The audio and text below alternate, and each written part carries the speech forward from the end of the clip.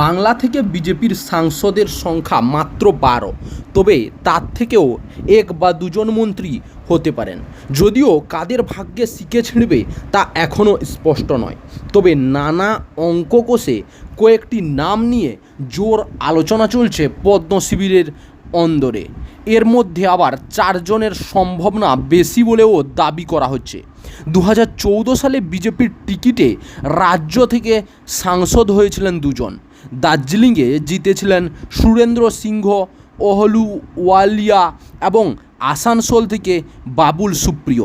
দুজনকেই প্রতিমন্ত্রী করেছিলেন প্রধানমন্ত্রী নরেন্দ্র মোদী। এরপরে ২০১৯ সালে রাজ্যে ফল আগের চেয়ে ভালো হলেও মন্ত্রীর সংখ্যা বাড়েনি।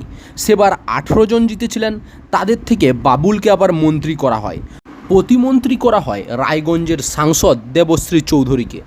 বাবুল এখন তৃণমূলে গিয়ে রাজ্যের মন্ত্রী, আর দেবশ্রী কলকাতার দক্ষিণ আসনে সদ্য পরাজিত।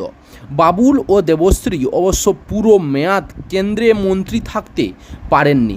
২০২১ সালের জুলাই মাসে কেন্দ্রীয় মন্ত্রিসভায় রদবদলে ওই দুজনকে সরিয়ে বাংলা থেকে নতুন ৪ জনকে মন্ত্রী করা হয়। সেই ৪ সাংসদ হলেন আলিপুরদুয়ারের জন বার্লা, কোচবিহারের নিশীথ প্রামাণিক, বাঁকুড়ার সুভাষ সরকার এবং বনগাঁর শান্তনু ঠাকুর। এবার বার্লাকে টিকিট দেওয়ায়নি বিজেপি। নিশীথ এবং সুভাষ জিততে পারেননি।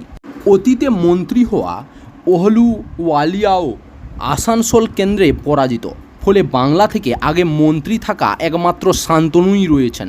লোকসভা ভোট ২০২৪, দাদার ও নগর হাভেলি, রাজস্থান, সিকিম, তামিলনাড়ু, তেলেঙ্গানা, ত্রিপুরা, উত্তরপ্রদেশ, উত্তরাখণ্ড, পশ্চিমবঙ্গ, আন্দামান ও নিকোবর, চণ্ডীগড়, অরুণাচল প্রদেশ, দমন ও দিউ, লাক্ষাদ্বীপ, পুদুচেরি, দেশ, লাদাখ, দাদরা ও নগর হাভেলি, দমন ও দিউ, এনসিটি, দিল্লি, উড়িষ্যা, অন্ধ্রপ্রদেশ, অসম, বিহার, ছত্তিশগড়, দিল্লি, গোয়া, গুজরাট, হরিয়ানা, হিমাচল প্রদেশ, জম্মু ও কাশ্মীর, কর্ণাটক, পাঞ্জাব, নাগাল্যান্ড, মিজোরাম, মেঘালয়, মণিপুর, ঝাড়খণ্ড, কেরল, মধ্যপ্রদেশ ও মহারাষ্ট্র।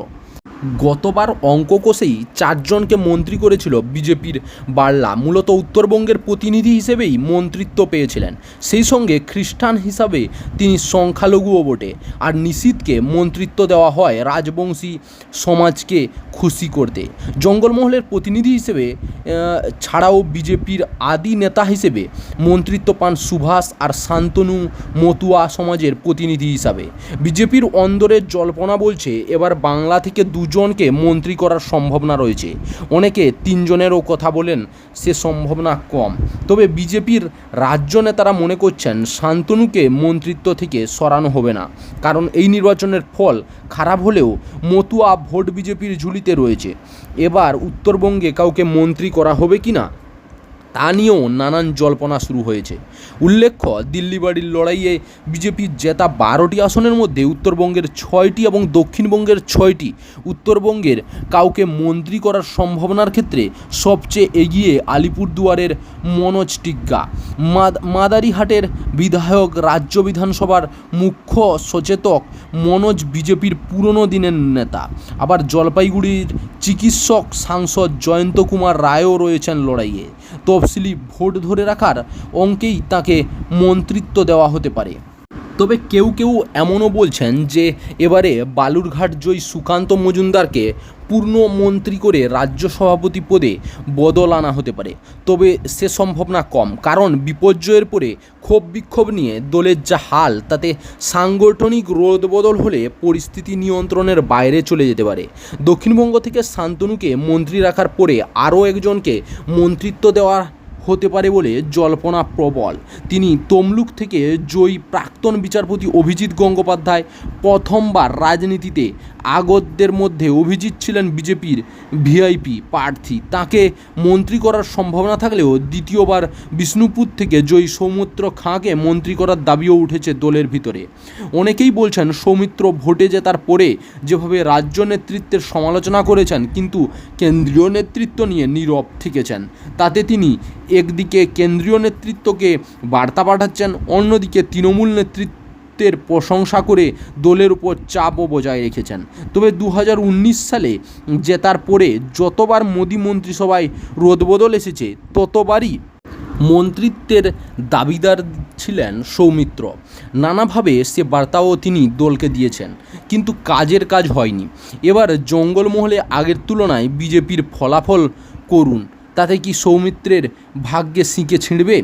যদিও অনেকে বলছেন পুরুলিয়ার জ্যোতির্ময় মাহাতোকে মন্ত্রিত্ব দিয়ে সৌমিত্রকে সাংগঠনিক দায়িত্ব ফেরানো হতে পারে। আরও নানা নাম উঠেছে মন্ত্রিত্বের প্রশ্নে। তবে সবচেয়ে বেশি জল্পনা মনোজ, জয়ন্ত কুমার, শান্তনু, অভিজিৎকে নিয়েই।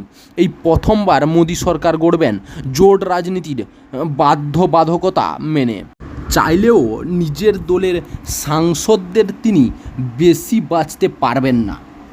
চাকরির খবর থেকে শুরু করে নিয়োগের খবর থেকে শুরু করে ঝড়ঝঞ্ঝা, দেশ বিদেশ, রাজ্য, জেলা এবং আপনার শহরের খবর একটা চ্যানেল আমাদের newsbangla.com সবার আগে আপনারা পেয়ে যাবেন। তাই চ্যানেলটাকে অতি অবশ্যই সাবস্ক্রাইব করে পাশ থেকে বেল আইকনটা ক্লিক করে অল নোটিফিকেশান অন করে রাখুন। জয় হিন্দ, জয় ভারত।